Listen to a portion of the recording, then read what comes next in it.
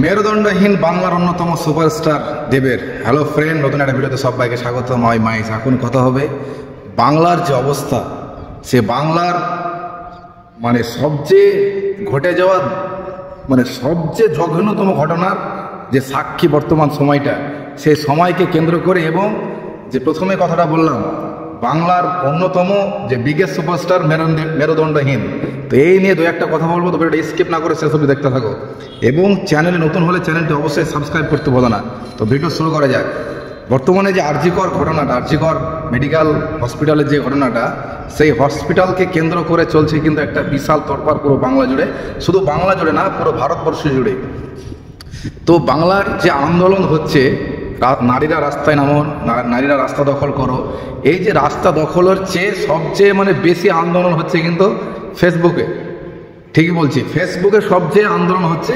তো নারী আন্দোলন না, যে জাস্টিস ফর আরজিকর, যে ডক্টরকে এভাবে নৃশংসভাবে যে ঘটনাটা ঘটানো হয়েছে, মুখে নিতে আমার ঘৃণা লাগছে সেই ঘটনাটা। তো সেই ঘটনাকে কেন্দ্র করে যেটা সবচেয়ে বেশি পোস্ট হচ্ছে কিন্তু বাংলার অন্যতম সুপারস্টার দেবকে নিয়ে।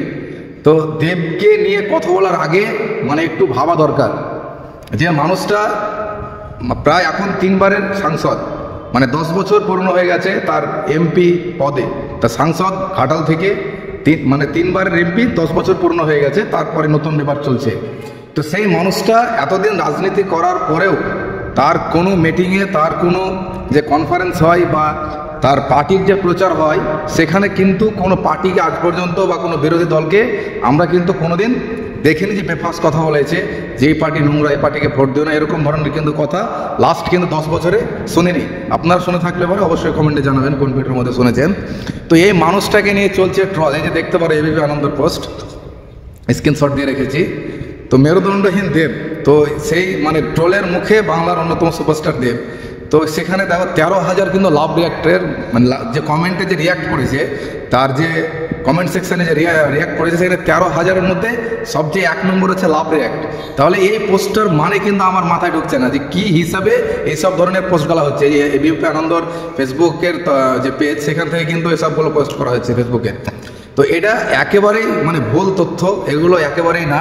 এবং আছে সেই যে দেবদা যে একটা ছবি পোস্ট করেছে, দেবদা এখন বর্তমানে ভারতের বাইরে আছে, সৌদি আরবে আছে, এবং সেখান থেকে কিন্তু তার যে বিভিন্ন ছবি কিন্তু পোস্ট করেছে। এবং লাস্ট যে ছবিটা তিনি পোস্ট করেছিলেন, তিনি ওয়ার্কআউট করছে, জিম করছে, সেই জিম ঘর থেকে কিন্তু এই ছবিটা কিন্তু পোস্ট করে দেবদা।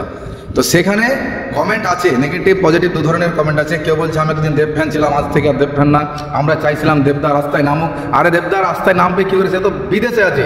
এবং সে কথা বলছেন এটা ভুল।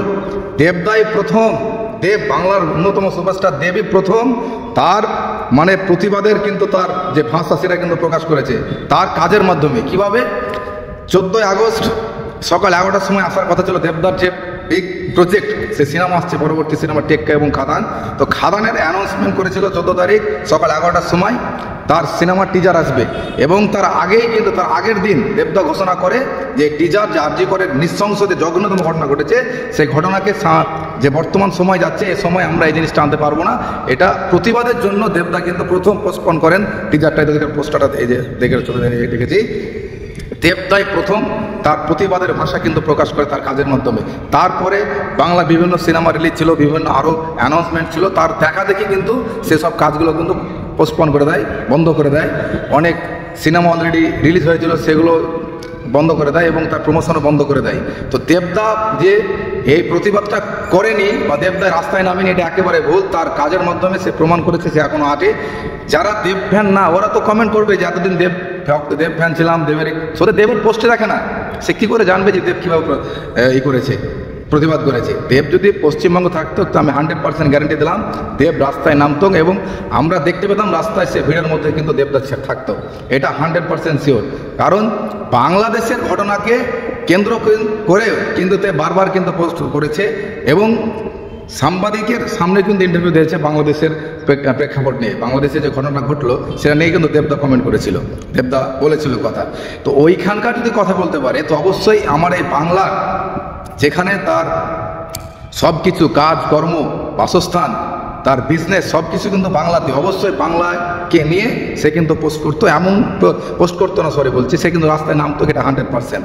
এবং যেটা বললাম তার কাজের মাধ্যমে সে প্রমাণ করেছে সে প্রতিবাদে আছে, এবং অবশ্যই আসতে দেন, অবশ্যই দেখবেন আপনারা বা দেখবে তোমরা, অবশ্যই দেবদা রাস্তায় যদি এই আন্দোলন জারি থাকে। আর সে চাই যে এর একটা সমাধান হোক, যারা অপরাধী তারা শাস্তি পাক, অবশ্যই জাস্টিস পাক, এটা কিন্তু সবাই চায়, সেও চায়, আমরাও চাই, সবাই চাই। এই জঘন্যতম নোংরার প্রতিবাদ কিন্তু সবাই করছে। এই যারা পোস্ট করছে তারা তো যেটা বললাম তাদের সেটা ভেড়ামি ছাড়া কিছুই নেই যেটা বলবো। তো এটা একেবারেই ভুল ধারণা যে দেবদা তার প্রতিবাদ করছে না।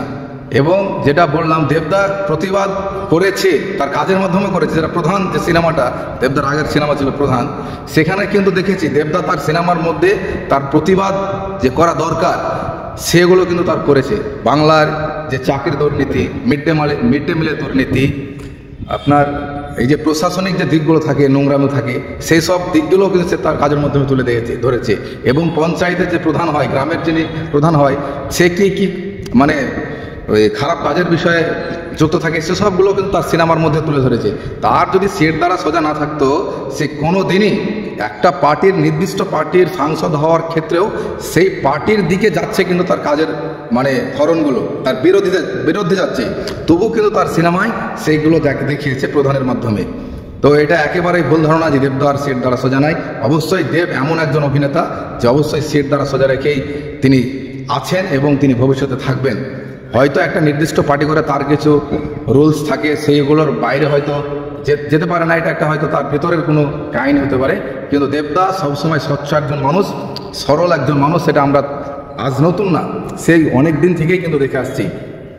তো ভিডিওটা আর বেশি লম্বা করবো না। তো অবশ্যই কমেন্টে জানিও মতামতটা, এবং চ্যানেল নতুন হলে চ্যানেলটা অবশ্যই সাবস্ক্রাইব করতে বলো না। টেক কেয়ার, বাই বাই, দেখা হচ্ছে নতুন আর একটা কোনো ভিডিওর মধ্য দিয়ে।